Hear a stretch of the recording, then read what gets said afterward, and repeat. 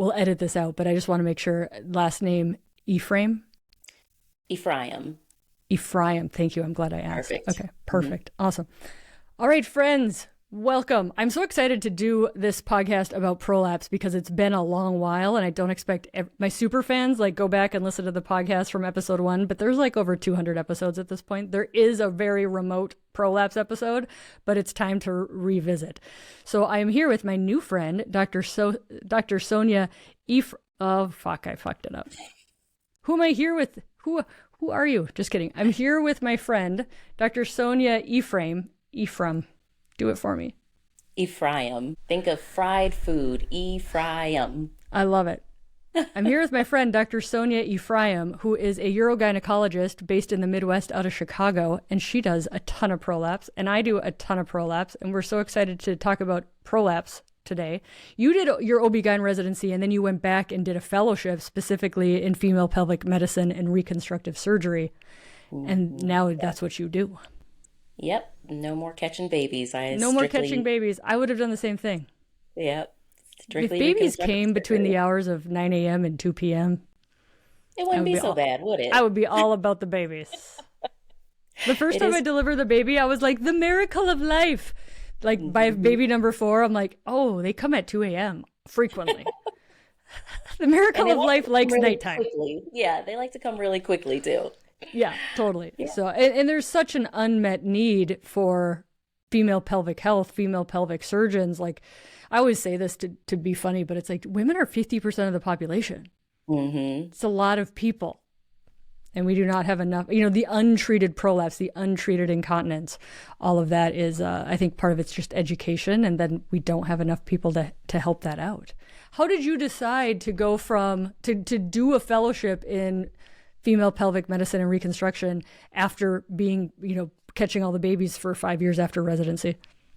It was a tough decision, by that time I had a family and I was making a living and supporting my family, but I found that the population I was serving was aging, and I saw a ton of pelvic floor disorders in the office, and I had pretty good training in residency, but there were some big cases that I would have to refer out. And I just got to a point where I didn't want to have to refer them out anymore. And I got such satisfaction from doing the small surgeries that I was doing and seeing the huge impact on quality of life that I was having for women. It was outside of catching someone's baby and being there for that pivotal moment of life, when you restore someone's quality of life, they were so grateful, and it was phenomenal, and the surgeries were challenging. So I just loved it. I love it. I love the same thing of you lift their pelvic floor back up, you change their life. So many things get better. Let's define for everybody, what is pelvic organ prolapse? Pelvic organ prolapse. So that's when your pelvic organs, such as your rectum, your bladder, your uterus, are displaced out of their normal position. I try to explain it to my patients like a hernia, because most people know what a herniation is. It's essentially a herniation in the vagina. So all of that connective tissue that was holding things nice and snug in place becomes weak, and things start bulging out, and you can feel that bulge usually protruding through the vagina. And that's when it becomes symptomatic. I love that, because I really think it needs, vaginal prolapse needs a rebranding, because so many people come in with shame. Shame that somehow they caused this, or that it's a shameful thing. And I'm like, dude, when men get inguinal hernias, which is the equivalent in men, right? This is a prolapse. Men have prolapse through their inguinal canal because of a weakness. They don't go around saying how shamed they are by it. They're like, I'm a badass because I lifted this thing and I got a hernia, And right. I'm like, dude, you're a badass because you had a freaking 10-pound baby. Or you're a badass because, you've lived long enough. And we just really need a rebranding of prolapse, I think. Yeah, for sure. I definitely talk to my patients about that, because they come in thinking, oh God, did I do something wrong? And I'm like, you know what? It's not your fault. All you did was live a good life, and you had babies, we're not going to tell you not to do that. Of course, there are some modifiable risk factors that we want to talk about, but ultimately, reproducing is one of the biggest risk factors, right? And we're not going to tell people to stop having children. So yeah, it just happens from living a full life. Totally. I think I always joke around with patients. I'm like, blame the kid with the biggest head. And like, they tend to know who that is.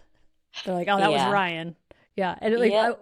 I was pregnant with my first child. My husband was in front of me and I saw the back of his head. I was like 6 months pregnant. I looked at the back of his head and I was like, oh shit, that's coming through there. Yeah, I also have a husband with quite a large head. He fits it nicely because of his tall stature. But my children definitely inherited that, and I got blessed. God knew I couldn't handle it. And so I never progressed past the zero station, never passed them vaginally. So vaginal bypass surgery is what I had. Two Dude, I'm C-sections stealing that. protecting That is my pelvic funny. floor. Yeah, well, I put the 10 pound through the vagina. So I'm Oh, basically like, all of my friends, I'm like, who's still going to be doing this when I need the help? right. But I mean, I think it's super important to normalize. This is incredibly common. Hysterectomy, I think, was or is the most common surgery that a woman has in America, to Hmm. be replaced, if not now, in the future, by prolapse surgery because people are living longer and we're taking Yeah. out uteruses less. Have you Yes. seen that same sort of data? Yeah, absolutely. I think so many of my patients would come in and have already had a hysterectomy, but now we know out of all the, what, 300 to 400,000 hysterectomies that are done every year, it is a lot of them are unnecessary. Hmm. And so we're finding other ways to treat some of these benign gynecologic symptoms and concerns so that we don't have to do hysterectomies. And even with prolapse, right? There's a lot of times that we don't have to do a hysterectomy. Yeah. Yeah. And just to tie back in, the risk of vaginal delivery for prolapse is higher than the risk of C-section because there is something about traveling through the pelvic floor with your husband's Hmm. big-headed sized child. But it's not enough to say that the risks of C-section, because people are like, why don't we just do C-sections for everybody? And it's like, dude, there's Right. risks to surgical procedures. It's Nobody's still a major recommending surgery. we C-section the whole nation so we don't get prolapse. And I Hmm. just want to, clear that up for people to be like, there's still a risk of prolapse, even in people who've never had a child, C-section or not. But Oh, we don't absolutely. recommend surgical procedures to prevent future prolapse. Because you're still carrying that growing fetus and that large baby for, 9 months, right? So that's still similar to how obesity is a risk factor. You're still carrying that baby, which is putting all that pressure on your pelvic floor. So definitely a risk, but passing it through the vaginal canal, that exponentially Takes it up a couple increases that. notches in Yeah. scientific terms. I mean, the other non-modifiable risks would be age, right? Hmm. God bless, we keep living, we keep getting older. Yes. The pelvis that your parents gave you, the connective tissue that your parents gave you. I think hormone status is something that we don't have a lot of research on. Other Right. non-modifiable risks. I think we should talk about That's modifiable risks. Yeah, that's Don't pretty much get phenomenal. constipated. Constipation is the bane of my existence. The number of women, it's a standard question. Are you constipated? Do you strain? The number of women who answer yes, and then I say, what are you doing about that? Preventive. Oh, nothing. I said, so you just ride that out? Just wait and see if it gets better? You're not Right? taking The fear fiber of or hemorrhoids doesn't keep you up at night. nobody feels good when they're constipated. How are you just Mm-hmm. walking around like that all day? So you have a Yeah, whole constipation handout that I hand out like candy. Like, please read this. nice. That you hand out like fiber gummies. Yes. Um, I love the fiber gummies. I want your cheat sheets. I love the fiber gummies. I love Benefiber. Just throw some Hmm. Benefiber in your protein shake. Yep. Of course, lots of water. And then, like, to actually get the recommended fiber for women is 25 grams a day, which I say it's like Hmm. drinking water. You can't accidentally do that. Yeah. Like, That's really very being, intentional. yeah, it's very actually hard to get that much fiber unless you plan it out. Yeah, with the American diet, nearly impossible. And, I think for women, I've seen a lot of trend towards women doing the intermittent fasting, especially around menopause, because they're trying to control their weight. And if they're eating twice a day, God, that's even less opportunity to get that fiber in, right? So water, fiber, stool. I tell my patients stool softeners every day. It's not going to hurt you. And then throw some magnesium in there. That's going to help with your motility. Yeah, we have a whole cocktail. I said that's what you should be doing on a daily basis. And then maybe if you travel or something, and anybody gets Yeah. constipated when they travel, Yep. then throw in some Miralax. But to just sit and do nothing, not such a good idea. Totally. Yeah. And so many people, here's a podcast about prolapse, and we're like, having a nice poop is just lovely. Becomes more But important the older you it get. is. You Yeah, value those totally. little things. I mean, people, in the older you get, there is some sort of correlation to your age and your interest in talking to your doctor about your poop. Like it definitely goes up Absolutely. with age. And, I get to the grand privilege of like being a urologist where I'm like, we talk about your poop, visit's over. And then people keep talking about their poop. Like it's very interesting to people, their own poop. But I'm Yeah. like, if you keep talking about your poop, the visit is done. Like I have to I talk can't, about food. I hate it. I have I do a lot. amazing physical therapists who work a lot on the poop. So I'm like, go to the physical therapists That's who good are too. amazing. Okay, so other modifiable risk factors: smoking, Smoking. I was just gonna say that. Absolutely. chronic Smoking, cough, obesity. Yeah. If you've obesity. got allergies and you're coughing all the time, please don't just cough. Do something to treat it. Yeah, obesity for sure. Well, I know we're probably missing like a big obvious one that later on we'll be like, oh right, constipation's big.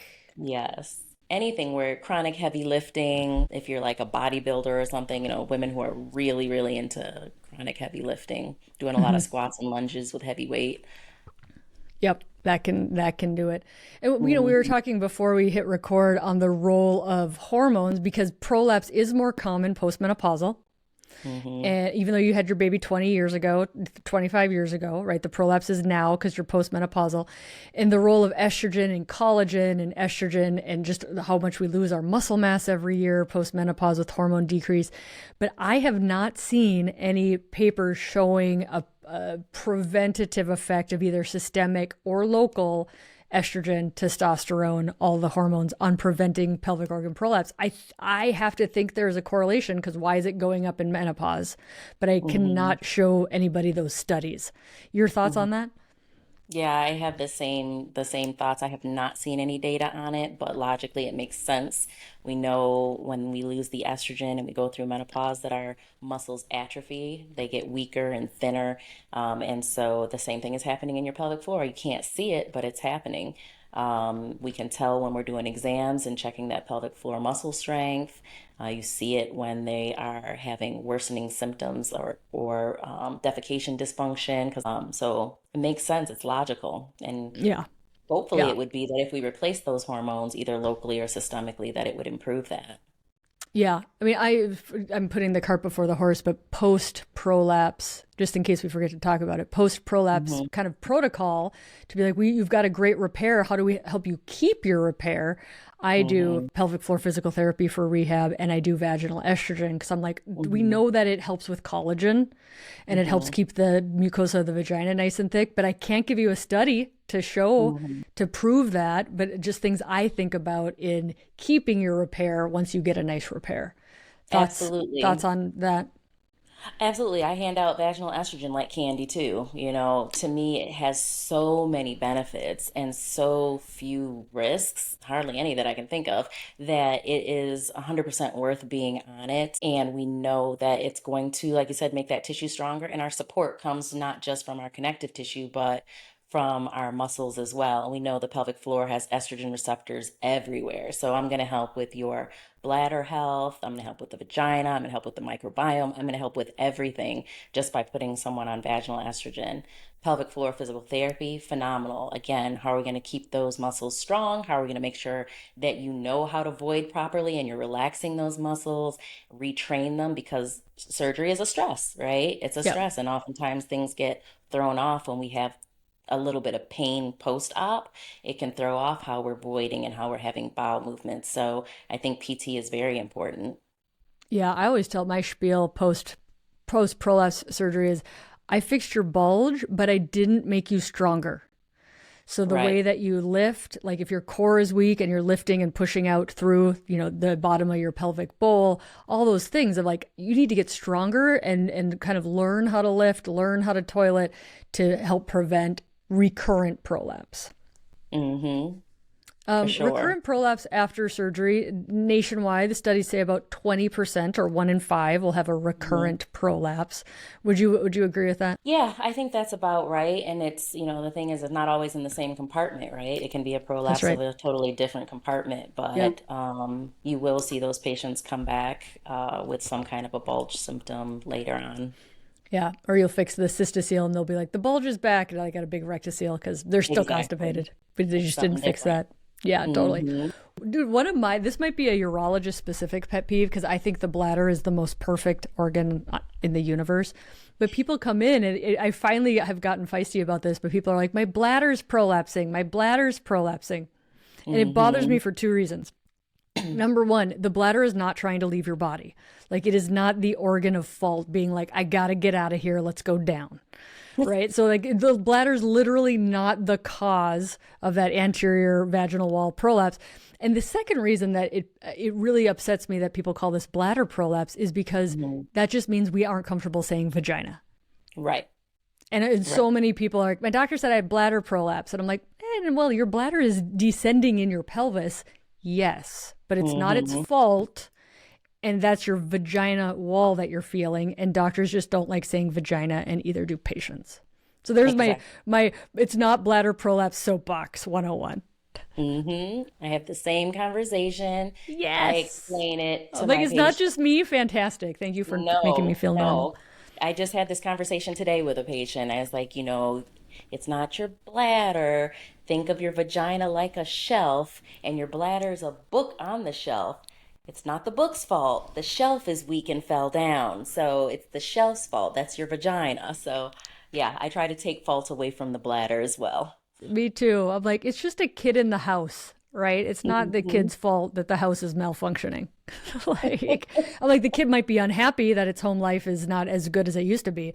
Yeah. And I tell people that I'm like, the bladder doesn't love living in the basement. You're going to see a lot Hmm. more overactive. This is like symptoms of prolapse, right? You're Hmm. going to see a lot more overactive bladder frequency, getting up at night to pee, feeling like your bladder isn't empty all the way because it's kind of kinked off a little bit. So, like, bladder does not like living in the basement. Bladder loves living in the penthouse, and we're going to get it back there. Hmm. Oh, that's awesome. I like it. You can steal it. It's not I'll trademarked. use that one. Yeah. You can steal it. Bladder loves the penthouse. But I think that's, in talking about prolapse treatments, whether it's physical therapy for mild prolapse or pessaries for non surgical options or surgery, people really are interested and they're like, will my bladder get better? Right. And Hmm. I really am careful in sussing out the difference between prolapse and bulge and Right. bladder issues. So oftentimes I tell people that the overactive bladder symptoms, the incomplete emptying, is likely to improve. But when I do Hmm. surgery, it's to fix the prolapse. Right. We Right. can have overactive bladder symptoms and leaky bladders with no prolapse. So really Right. some of my education for people is like bladder leakage and behavior is different than like an unsupported vaginal wall or the prolapse symptoms. Yes. What I'm doing is structural. I'm fixing the structure, putting things back where they belong. And sometimes that overactive bladder right after surgery can get a little bit worse before it gets better. So I feel like setting appropriate expectations is so important on how patients feel afterwards, whether they think you're a great doctor or you don't know what the hell you're talking about. Like, oh my God, what I get into it is like, so I set the bar low knowing that I'll overachieve. Yeah, yeah. That's my trick. That's why my patients love me so Yep. well because I'm like, you might get a little better. And then they're like, I feel great. I'm like, I knew you would. So set that bar nice and low so they have appropriate expectations. Yeah, so They, talk about what are common symptoms of prolapse when people come in to see you? Like for people, it's like, how do I know if I have a prolapse? And to me, I'm like, mm-hmm, laxity of the vaginal wall, incredibly common. Number one, as we age. Number two, as we have babies. It's like mm-hmm, 30 or 40% of women will have a grade 1 to 2 cystocele after a vaginal delivery. So very, mm-hmm. very common, but not symptomatic and doesn't need to be fixed. Right. So just to normalize laxity as we age is normal and common and usually not bothersome. But then Mm-hmm. what are people talking about when you start thinking about like a pessary, non-surgery and surgery options for prolapse? Right. So, if it gets to I always tell my patients that if it gets to the point where it's affecting your quality of life, where that bulge is now uncomfortable, be it you don't exercise like you used to, or you're afraid of being on your feet all day, you have to stop and rest and put your legs up, or if it's affecting your intimate life, where you eat. So a lot of women get body image issues over this, right? They don't Hmm. feel like themselves, they don't feel as sexual because of the changes in their body. Once it's causing, it's not usually painful, but That's once it's right. causing any discomfort, or whether that bulge sensation is rubbing on your undergarments, causing bleeding, irritation, dryness, it's affecting your quality of life, then it's time for us to do something about it, be that non-surgical or surgical. Yep. Yeah, absolutely. I'm very careful with pain because you can have pain in your pelvis for many, many reasons. And Mm-hmm. oftentimes it's not the bulge's fault. There's either pelvic Mm-hmm. floor dysfunction, hip issues, nerve stuff going on that's not because of the bulge. And that's a very important thing to talk to people about because they'll get their bulge fixed and not have the pain get any better. Certainly you'd see Right. this, with people who are like, I need my uterus out for my pain. They get a hysterectomy, they still have pain because it Exactly. wasn't the uterus's fault. And that's Um, the thing about setting the appropriate expectations, right? And sometimes with those patients with pain, I will strongly encourage them to try a pessary first. Like if it's the bulge and we wear a pessary for a little while, that pain should get better. If it doesn't get better, it's not the bulge. We got to find another reason. yeah, I love that. It's like a risk-free trial of what surgery Mm-hmm. might get you is absolutely brilliant. Mm-hmm. So let's talk about a pessary for a second. What is it? Why might somebody use one? They've been around since like documentable history, like Yes. pomegranates and fruit back, 2000 Yes. years ago were the pessaries because we didn't have silicone. Exactly. We didn't have, Exactly. computer printing. Yeah, there's There was some just an nice article about like personal pessary using 3D printing. Did you see that? I did not. Yeah, the future of That pessaries scares is me a little here. bit. Right? Like I don't know, you put your pelvis in an MRI and then they 3D print you a pessary or something. I Wow. know. That's not going to be $60. No, no, not easily accessible for That's not going to anyone. be covered by Medicare, my friends. No. And Okay, so what's a pessary? so pessaries are usually made out of silicone. They're little devices. They come in different shapes and sizes, and it's a non-surgical way to reduce your prolapse. You put it in the vagina. A lot of women, when I describe it to them, they're like, "Oh, like a diaphragm."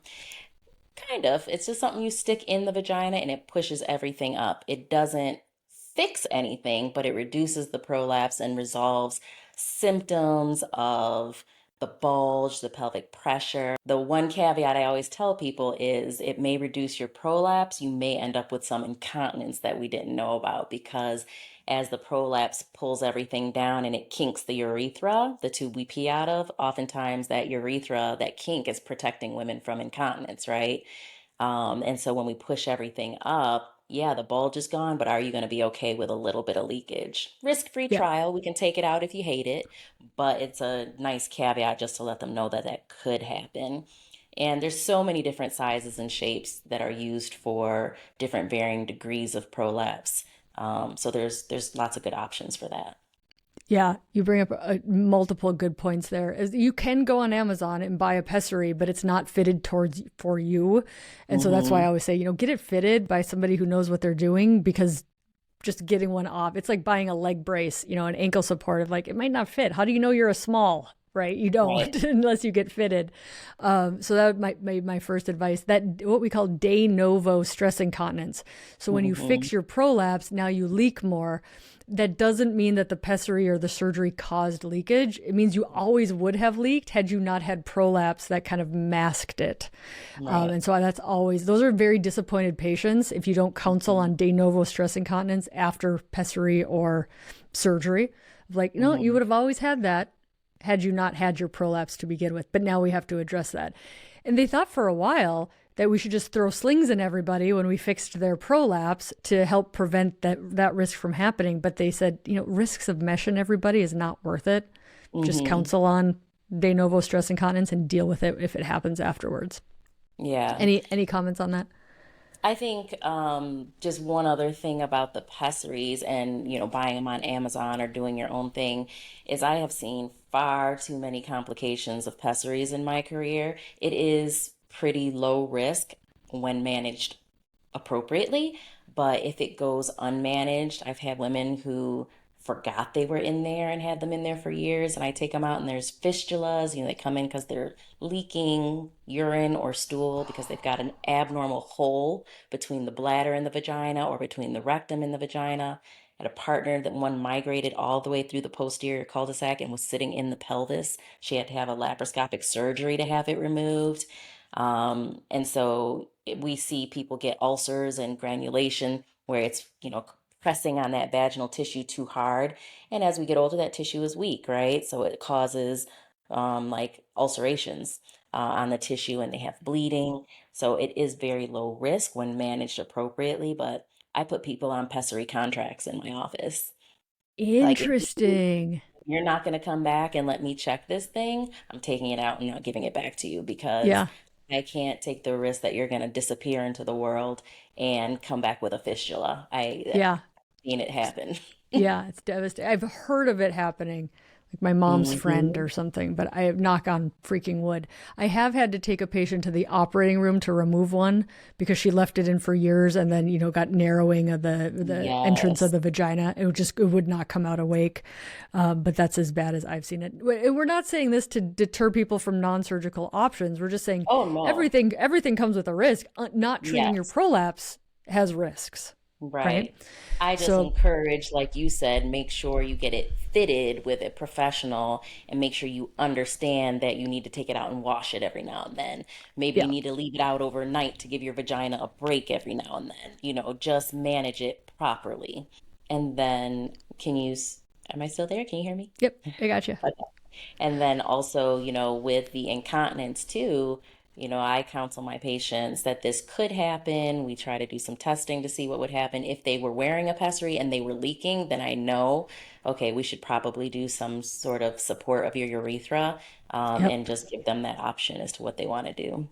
I love it. Yeah, another metaphor I use for pessaries is like, listen, I've got a weak knee and I like to wear a brace when I ski. I'm not at the point of needing surgery for my knee yet, but I just need a little more support. And I think Hmm. that sort of metaphor helps people understand like, yeah, I'm not ready for surgery or I don't want the risks of surgery, but I need a little more support. I'm going to choose a pessary. And so I have some people they just use it with exercise, right? Yes. Or they'll take it out. They're like, can I have sex with it? I'm like, I think it's a lot of cooks in the kitchen. Yeah. I think a lot of people take their pessaries out to have sex. But just to clarify for people, you can be sexually active with prolapse. You aren't going to hurt it. You're not going to make it worse by having intimacy with prolapse. I think so many people stop being sexually active with prolapse, and if you're comfortable, there's really no reason that you need to be, from a medical standpoint, not be sexually Mhm. active with prolapse. Anything you want to add about sexual activity and prolapse? Only that the same as you said, I think that women need to be reassured that they can. Their partners need to be reassured that they're not going to hurt each other. You can, and it's actually pushing it back in, which might be a good thing. So intimacy is perfectly fine. However, like I mentioned before, a lot of women do have some body image issues, which prevents them, in addition to just the fear that they're going to hurt something. So reassuring them is very important. And even after they have a repair, if they choose to do that, helping them to get back on the horse, so to speak, Hmm. is very important. I have a sexual wellness coach that I collaborate with sometimes, who my patients, if they are having some trouble just kind of getting over that fear, I have them do sessions with her just to kind of get their sexuality back. Amazing. I love that. Mhm. That's so comprehensive of you. Thank you Mhm. for doing that. Yeah, absolutely. Physical pelvic floor physical therapist. We can't have a prolapse talk without talking about pelvic floor physical therapy. I think for mild cases, or if it's not that bothersome and I want to know what I can do so it doesn't get worse, I think pelvic floor physical therapy is amazing. If people have access to that, I think it's so much more than Kegels, right? It's your core strength, your lower back strength. How are you lifting? How are you pooping? Like really a Hmm. comprehensive pelvic floor analysis can go a long way with Hmm. prolapse. Certainly if it's stage 4, which I describe stage 4 as like it's in between your thighs, right? Yeah, We can't anti-gravity all of that with Kegels. So I think there right. is a point where physical therapy is not going to be able to reduce it, but especially for the rectoceles, the 25 grams of fiber a day and pelvic floor PT can really make a lot of backside of the vagina, what we call rectoceles, asymptomatic. So that's Hmm. quite nice. Rectoceles tend to be trickier with pessaries as well. Yeah. So I think pelvic floor physical therapy treating constipation can be good. Anything else you want to add on non-surgical options or pelvic floor? No, I think pelvic floor physical therapy is great. Patients who are trying to kick the can down the road, they don't want to have their surgery yet. Definitely with the rectoceles because pessaries tend to push those, or rectoceles tend to push pessaries out. They don't stay Mm-hmm. put so well. And again, just like lifelong strengthening and keeping your pelvic floor healthy, you can never go wrong with having pelvic floor physical therapy on its own or in addition to the rest of your treatment plan. Awesome. Um, all right. Well, let's get into surgery because that's what you and I do. Mm-hmm. If Yep. you are symptomatic, maybe the pessary didn't work. Maybe you don't want to freaking. I ask women, especially like the younger women, I'm like, do you want this for the next 40 years? Right? Because they Mm-hmm. don't really think like if you choose pessary, like that's managing a pessary for 40 years versus, Mm-hmm. getting it fixed and which is quite safe outpatient surgery. Mm-hmm. So let's talk about the different surgery options. So, my conversation with patients goes, everywhere from the most conservative to the most invasive. And honestly, the surgical options depends on a lot of things. What is their health status? How physically active are they? How sexually active are they? Do they have a partner? Is intimacy important anymore? So you can go anywhere from a reconstructive surgery to put everything back where it belongs, where you have a nice, normal, functional vagina at the end. And if vaginal penetration is important, then you want to do that. Or the other branch of the tree is obliterative surgeries, right? Where we essentially close the vagina. Very wonderful surgery in that it's extremely low risk, it's extremely effective, but only good for women who know that vaginal penetration is not important to them anymore. So you have to, that's kind of the first conversation I have, depending on their age and whatnot, is okay, are we trying to give you a functional vagina back, or are you done with it and just want to never have to deal with this prolapse ever again? Mm-hmm. And then when we go into they choose reconstruction, then we have some nice minimally invasive options.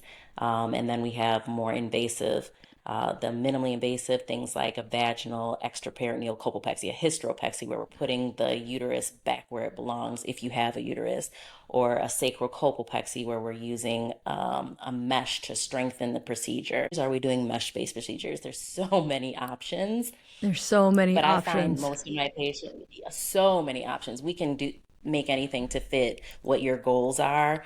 Even recovery, like, oh, I'm young, I have this prolapse that's bothering me, but I have this job that I can't afford to be off of work for 6 to 8 weeks. So, okay, well, let's find a surgery that's going to work for that and give you a shorter recovery. And there's some wonderful new hysteropexy procedures like the end place procedure that we're doing that gets you much quicker recovery, less downtime, less blood loss, less pain, so that you can get back to normal everyday life. Mm-hmm. I love it. I think what I want people to know is there's so many different ways to skin the cat proverbially, but there's probably one that's best for you, but really to be talking to a surgeon who does the surgeries and can really tailor that. Is it your first prolapse repair? Is it your second prolapse repair? I'm going to think about people Mm-hmm. differently that way. Is your apex or top of your vagina well supported, or is that cervix really the first thing I see when I'm doing a physical exam? Is your uterus Mm-hmm. big? Is your uterus atrophic? Do you have a uterus? Right. So there's really so many different things that go in. This is why it took us so long to train to be able to do our jobs, right? Of really individualizing things by and large.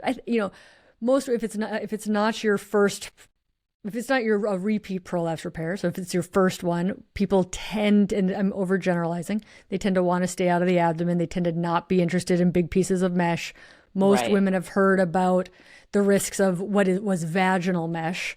And so Mm-hmm. even a sacrocolpal or even a robot sacrocolpopexy with mesh, they tend to shy away from any sort of mesh. Mm-hmm. Um, so really the vaginal approaches are getting, that risk of not having mesh. Yeah, absolutely. I agree. And, one other thing about the surgery and finding a provider a surgeon who can do this, like you touched on, so important to make sure you go to someone that can do all of the procedures, or at least is willing, if they can't do it, at least willing to refer you out if they know that you would be better off with something that they don't do. I find often women come and maybe it is their second, but they had one surgery by someone who said, "Oh, this is the only thing that I can do for you." Mhm. And to me, that's a disservice to women. I like to be able to educate them on absolutely everything. And then, heaven forbid, I can't do it, I'll send you to someone who can. Yeah, that's how I am too. I mean, I've stopped doing robot mesh, sacrocolpopexies, but I have friends who do them, and they're high volume Hmm. surgeons. And my opinion is, if you're gonna get mesh in the abdomen, do go to somebody who's doing a lot of it. So Right. I chose to say, I'm super good at the vaginal based repairs, but if you're Hmm. getting into, I've had mesh before, or I've, failed the vaginal approach, then I know that I'm going to want to refer you on to get to that Hmm. high volume place who does those complex failure mesh based repairs. Yes, absolutely. Absolutely.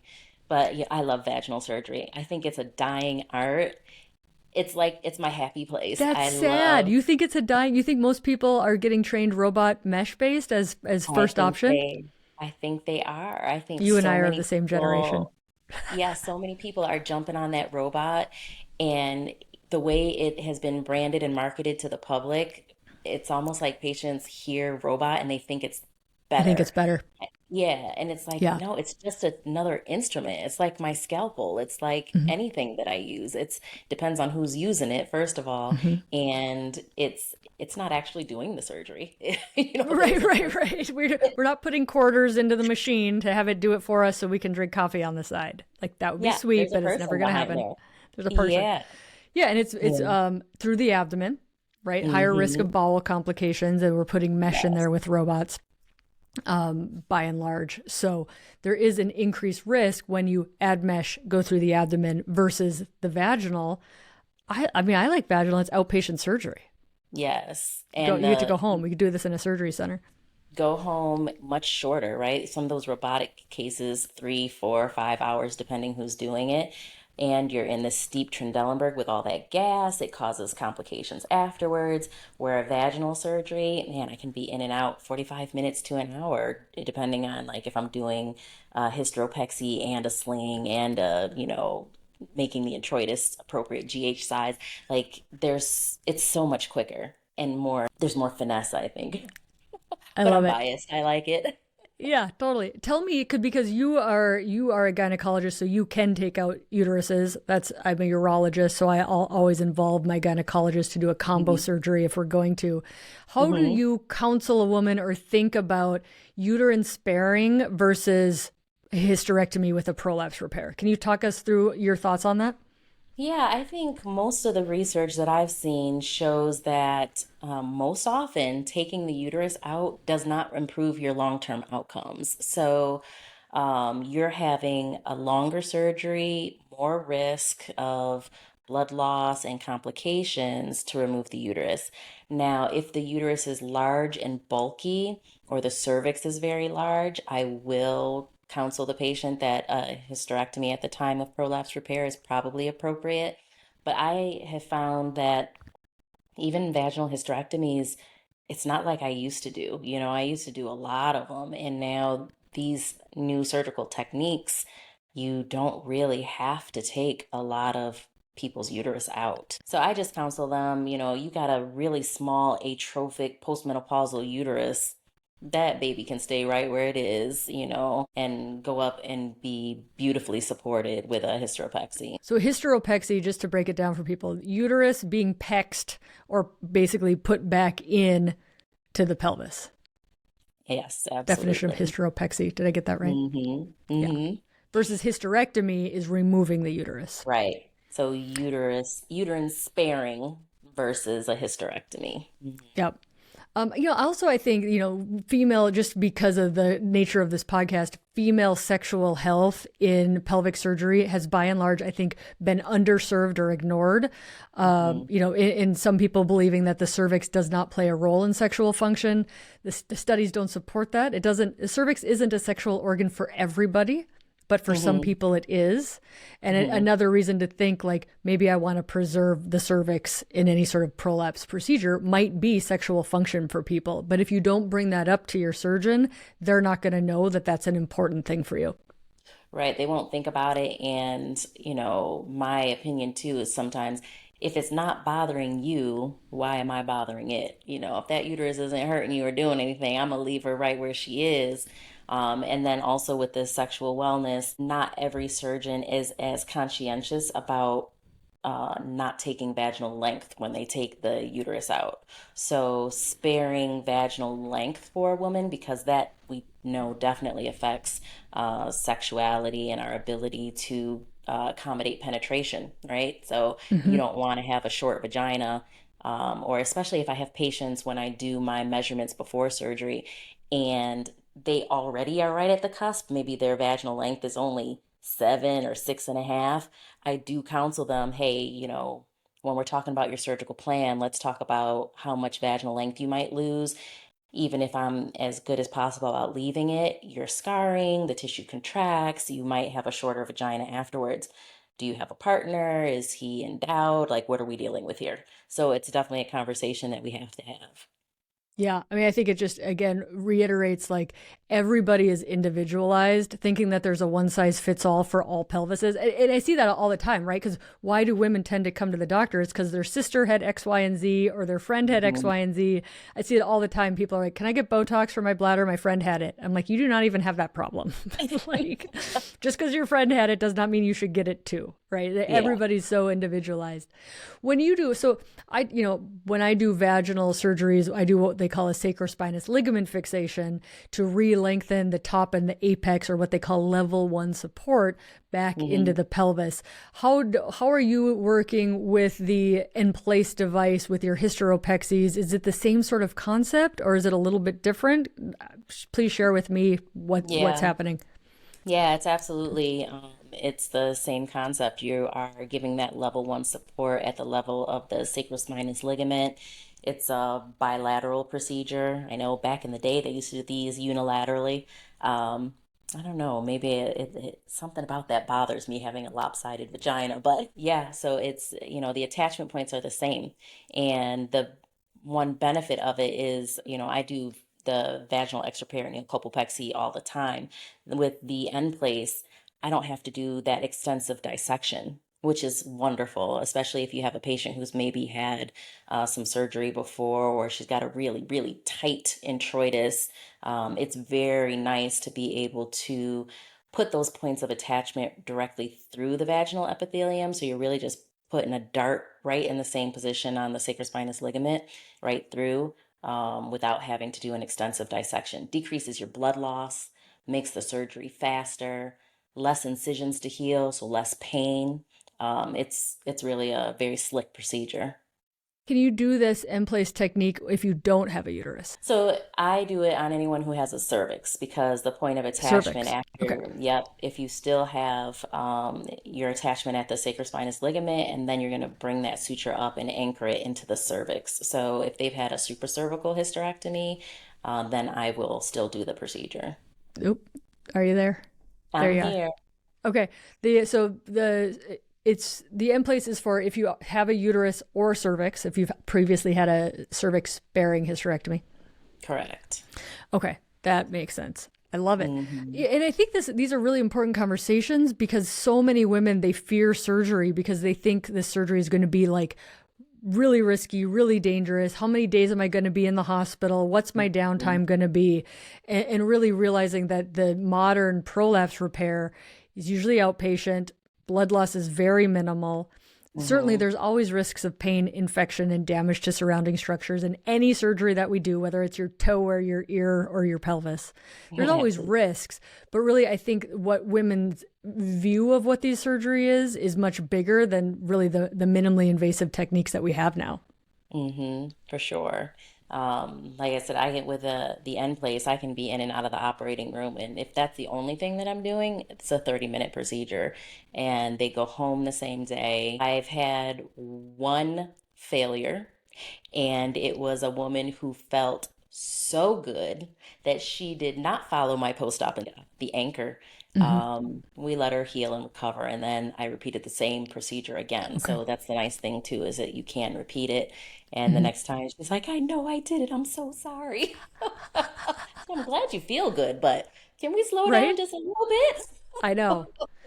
Well, I mean, I see that so much, right? It's like these procedures are so minimally invasive. Pain is our body's way of saying not yet, right? Yes. And they don't have pain, and so they're like, I could probably do this. Yeah. Yeah. What sort of vaginal rest for the end place do you have? What's your standard to say, hey, you can resume physical activity after our post-op exam at what week? I do a standard post-op exam at 2 weeks. I tell them they can get back to normal everyday activity, barring like super heavy lifting or penetration, at that 2 week appointment. I'm super conservative about my restrictions. I know the research shows they can probably get back to normal activity in 3 to 4 days, but I'm still very conservative. And I make them wait 6 weeks to have intimacy, just to be cautious. I want to You make want sure it to that, go well, you yeah, know? I want it to go well. I want them to be happy, and I'm like, you can wait. I promise you, it'll still be there in 6 weeks. Right. Yeah, that's super sweet. I love it. Anything else that we missed or didn't talk about? I think we covered, we didn't say the word for obliterative. So if we close your vagina top to bottom, we close it. That's called colpocliesis. And even my staff can't say that word after working with me for years. It's a tricky word, but basically closure of the vagina is colpocliesis. And then there's vaginal based repairs, which we've just been talking about, uterine sparing or hysterectomy. And then there's the abdominal with mesh, which is the robot sacrocolpopexy, which again, big word, but basically lifting up from inside the abdomen instead of pushing up from the vagina is the other approach. Did we miss any big things as far as surgery goes? I don't think so. Those are the branches of the tree. We did good. Yeah, And I sometimes, think. if we have significant stress incontinence, which is separate from prolapse, you can add a sling on at the same time. If you're already, so there, that would be, I think, the other nuance to getting prolapse surgery is, do you need a sling for stress incontinence? I think we touched on too, maybe that it's different compartments of the vagina. You have the Yeah. posterior, the anterior, the apex. Any one of those compartments could prolapse, and so your surgery is going to be based on which compartment of the vagina is actually prolapsed. We don't do preventive or prophylactic repairs. So that if I'm in there doing a rectocele and you're like, well, can you just do the anterior wall too? No, it doesn't work like If it's that. not there to fix, you can't fix it. Yeah, yeah. Yeah, I see that a lot. It's interesting, just to get a little more nuanced. Like, I think cystoceles are the number one bothersome prolapse, at least in my practice. And if people have a little backside laxity, what we call a rectocele, but it doesn't bother them, they're pooping good, they're not splinting, I will not fix it, especially if they're sexually active, because I don't want more scar than necessary. I don't want more risk of pain with sex than necessary. If you have a little laxity, but it doesn't bother you, I don't tend to fix it. I agree. I agree. Yeah, Less incisions, the better, because totally. you can always do physical therapy, and help with that. But if you're not, like I said with the uterus, if it ain't bothering you, I'm not bothering it. So let's just leave it alone. I really like that. Yeah, I mean, the other thing, and I think, what we are both saying is like, go to a surgeon who's not in a hurry to do surgery. Like, how many people come to me because people got their pap smear and they were told they had a cystocele, right? Yes. Or the new popular thing is they got a deficogram because of bowel dysfunction, and an imaging report says you have a cystocele, but nothing bothers you. I make you stand up and squat and nothing comes out. That is not surgeons are like, I can fix the bulge that's there, but I can't fix something that somebody said you had that doesn't bother you, or that an x-ray said you had, because that's not the same as like a bothersome problem. I agree. I think I've had such great success in my career because I don't bother things that are bothering people. I only fix what the problem is, and I Yeah. give, it's about the counseling, the appropriate expectations, customizing the surgical approach to each individual woman, and only fixing things that are actually causing a problem. I love that. Yeah, I Hmm. saw somebody recently who was coming in for pain, right? And got a deficogram that said rectocele, cystocele. I think it said all the things. And on Hmm. physical exam, she wasn't bothered by a bulge. She had no bulge, splinting, voiding dysfunction, and it was not bulging on exam. And she really was hoping surgery was going to be the fix to the pain. And it's like, for those people, I'm like, I want you to see a surgeon who's going to say, no, Hmm. no prolapse repair is not going to, let's address your pain, get you into physical therapy, see what's going on. But fixing something that's not clinically there likely is only going to make it worse Course. or the Hmm. same. And now you've Yeah. gone through a surgery. So really Yeah. finding a surgeon who says no to a lot of surgeries is a good thing. Yeah, and I will tell women too, if I say no and they're super disappointed, I'm like, honestly, if you go see another doctor, you might find someone who's willing to do this because there are those types of physicians out there, but I hope that you trust me enough to realize, like, if it was, I'm a surgeon, I like to operate. If there was something worth fixing, I'd fix it, but Yeah. I don't want to hurt you. I don't want to make it worse. Yeah, I love that. Well, thank you so Hmm. much for giving us a comprehensive prolapse discussion. It needed to happen. Prolapse is way more common than it gets talked about. And, Absolutely. we all have the babies with the big heads. Let people Vaginal know bypass. I know, vaginal. I love that. I am stealing that. Let people know where they can find you, and I'll put it in the show notes, of course. Awesome. I am located in Deer Park, Illinois, suburbs of Chicago. My practice is called Allure Pelvic Wellness. Yeah, and I'm on social media and I have a website, www. So you can find me everywhere. I love it. Thank you so much for joining us today. Thank you for having me. This was fun. It was fun.